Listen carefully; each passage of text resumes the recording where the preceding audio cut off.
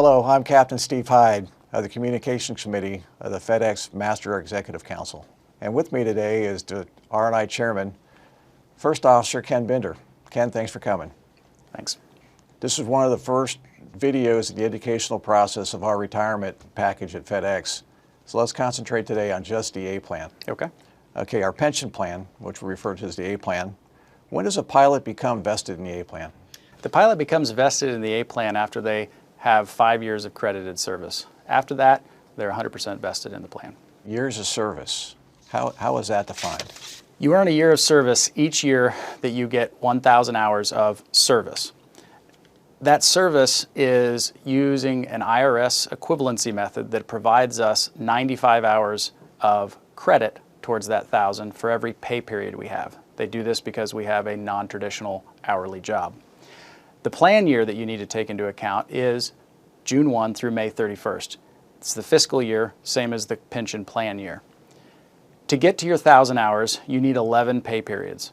So during that fiscal year, every November 15th, any pilot that's been active for the entire year is going to get a year of service because June 15th through November 15th will provide those 11 pay periods. For your first year of service as a new hire, though, it gets a little bit more complex. What you need to look for is from your date of hire to May 31st and including May 31st, how many pay periods did you have? If you had 11 or more, you get a year of service. If you had 10 or less, you don't have a year of service. You'll get your year of service on November 15th. Now, the last year of service, if you haven't already exceeded the max of 25, can be a little bit different as well. You need to total up your pay periods that you have, but to help you get towards that 1,000, you are allowed to credit your unused and your accrued vacation. Pilots on LTD, I'd like to note, accrue similarly, though slightly differently, and if anybody's in that situation, they need to look it up in the pilot benefit book. All right, eligible earnings. How do we figure out our eligible earnings? The eligible earnings is essentially your W-2. Take that, subtract out your LTD payments if you had any, your workers' comp payments if you had any, per diems, excess life, and any relocation expenses or any reimbursable expenses like that. That'll provide you what that year's pensionable earnings were. Is there a contractual limit to that? And how does that work? There is a contractual limit. The contractual limit is $260,000 on the average of your highest 5 years. That average is what is limited, not individual years. Additionally, it's important to note that you don't need your high 5 to be consecutive years. They are just the highest 5 individual years inside of your career. Now, to make an extreme point here that you don't need, that this is the average and not individual years, if say a pilot earned $1.3 million in 1 year and then in years 2 through 5 earned 0, they would still have a $260,000 high 5. Is there an IRS limit to that? There are IRS limits that apply. However, our plan has multiple ways of calculating the benefit that ensures that you will get your accrued contractual benefit. Okay, are there occasions where a pilot may be eligible to earn more to his pension plan, his A plan? Yes, 2 circumstances in our past, in 1999 and in 2006, those CBAs provided additional payments from the company in the form of defined contribution plans in the B plan. Because pilots that are nearer to retirement don't have time for those additional increases to add up or compound with investment return, those pilots were fixed with a small increase to the pension plan. They did that through an addition to the multiplier. We call them bumps. Now, these are found in Section 28B4, and they depend on a pilot's age and years of service, years of vesting service, at those particular dates of signing to add to the normal 2% for the certain years that apply. Okay, you mentioned multiplier. Could you review the basic formula for determining our A plan benefit? Sure. Now that you know the basic components, you know about years of service, you know about earnings, you know about the multiplier additions. What you do, 2% times your years of service with a max of 25 times your final average earnings, otherwise known as high 5, which has a max of $260,000. That basic formula provides you a maximum benefit of $130,000 payable at age 60. Now, with multiplier additions, if you're a pilot that are eligible for those, we'll bump that up slightly. What happens to the A plan if the pilot passes away? So survivorship for the A plan depends on a couple factors. First, if you have not yet commenced your benefit, if you are not married and not retired, then there's nothing.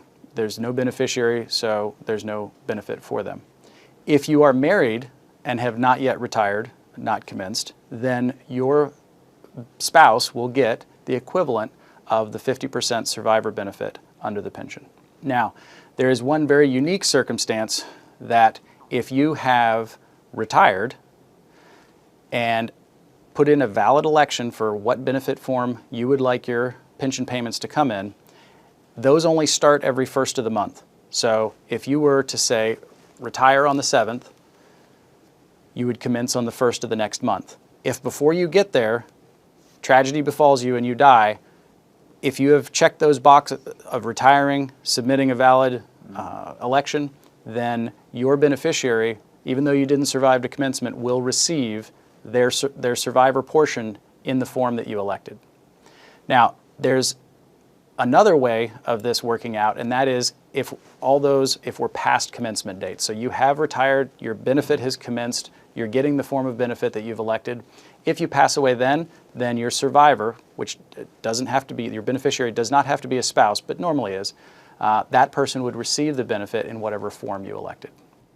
Okay, I've heard about a new pop-up payment to the A plan. Can you explain that for us? Sure. To start, for some context though, I want to explain the simplest form of payment that is in our list of options. That is called the straight life annuity. That pays you, the pilot, a monthly benefit for the rest of your life.